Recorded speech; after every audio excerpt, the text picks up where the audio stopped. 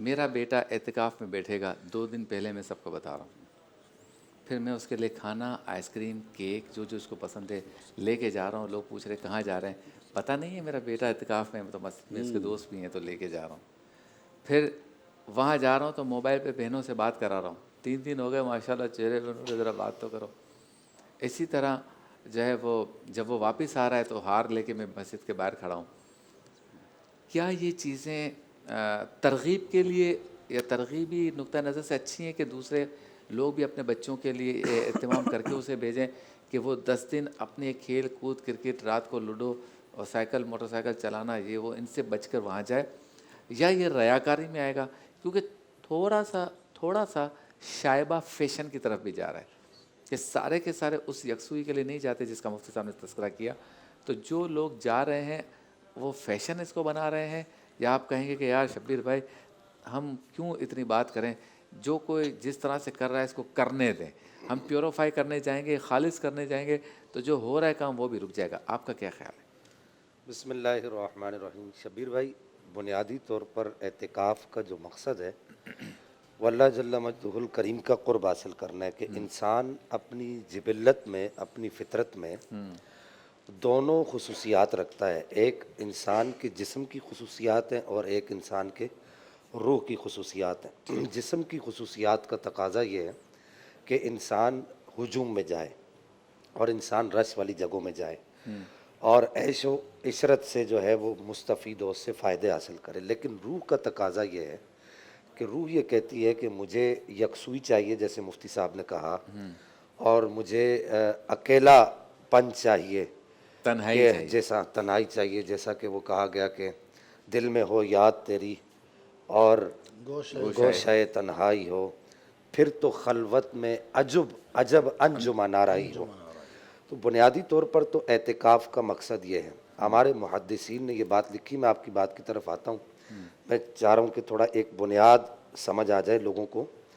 محدثین نے نبی پاک علیہ الصلوۃ والسلام کی غار حرا والی جو احادیث ہیں، ان احادیث کے تحت اس بات کو لکھا ہے کہ نبی پاک علیہ الصلوۃ والسلام غار حرا میں جو تشریف لے جایا کرتے تھے اعلان نبوت سے پہلے، پھر تو بعد میں اعلان نبوت کی ذمہ داریوں کے بعد آپ علیہ الصلوۃ والسلام وہاں تشریف نہیں لے جاتے تھے، یا جاتے تھے تو کم جاتے تھے. تو دراصل یہی اعتکاف کی عبادت کرنے کے لیے آپ علیہ الصلوۃ والسلام تشریف لے جایا کرتے تھے. اچھا. اور آج ہی میری معلومات میں یہ بات آئی، میں نے پڑھا کہ یہ نبی پاک علیہ الصلوۃ والسلام کا جو خاندان تھا، جس کو بنو ہاشم کہا جاتا تھا، نبی پاک علیہ الصلوۃ والسلام کے خاندان کے اندر یہ باقاعدہ طور پر اعتکاف کا سلسلہ چلتا رہا تھا. اچھا. پھر اس کے بعد آپ قرآن مجید اور فرقان الحمید کے سینے کے اندر دیکھیں تو مختلف انبیاء کرام کی عبادات کا قرآن پاک نے تذکرہ کیا ہے. اور قرآن سے یہ مستفاد ہوتا ہے کہ سارے کے سارے نبی جو ہے وہ اس ریاضت کے معاملات سے ضرور گزرے ہیں. اچھا. کہ دل میں ہو یاد تیری گوشہ تنہائی کیا ہو، بات ہے. پھر تو خلوت میں عجب انجمن آرائی ہو.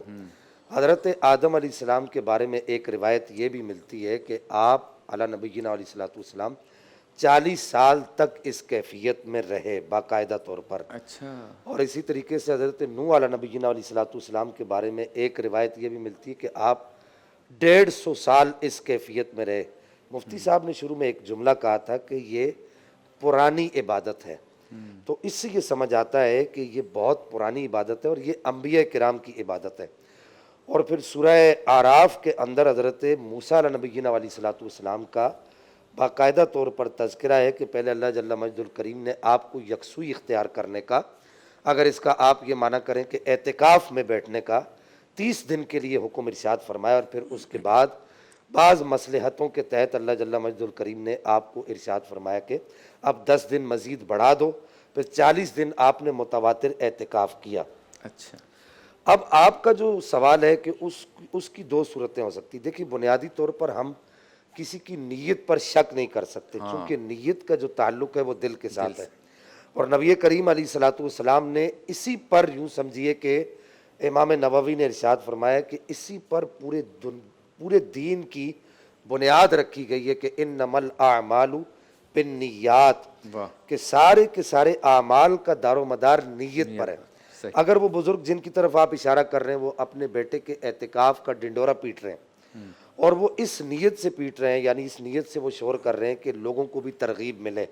یہ جو بچے ساری رات لڈو کھیل رہے ہیں، ساری رات جو ہے کرکٹ کھیل رہے ہیں، اور ساری رات جو ہے موبائل کے سامنے بیٹھے رہتے ہیں، یوٹیوب پر دیکھتے رہتے ہیں، فحش چیزیں دیکھتے رہتے ہیں، اپنا وقت ضائع کرتے رہتے ہیں، تو ان بچوں کو ترغیب ملے کہ یار میرا جو بیٹا ہے وہ بیٹا ہے، تو ان کو بھی دل میں ایک کڑن پیدا ہو، ایک لگن پیدا ہو. اگر تو وہ اس نیت سے کر رہے ہیں تو یہ تو یوں سمجھیے کہ ایک بہت بڑی تبلیغ ہے. یہ تو قرآن مجید الفرقان الحمید کا وہ حکم ہے کہ ادعو الی سبیل ربک بالحکمت والموعظۃ الحسنہ. تو یہ تو قرآن پاک کا باقاعدہ حکم ہے کہ یہ تو ایک اچھی حکمت کے ساتھ بچوں کو بلا رہے.